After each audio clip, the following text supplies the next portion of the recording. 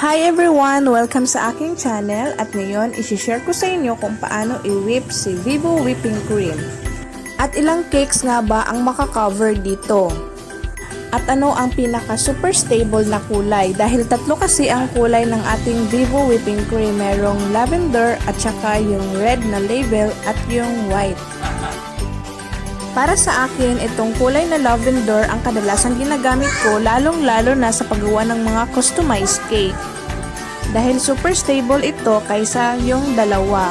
Ito ang Vivo na excellent.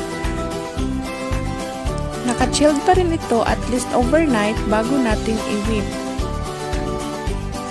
Optional lang ang paglagay ng powdered sugar, pero para sa akin okay lang hindi natin ito lagyan ng powdered sugar.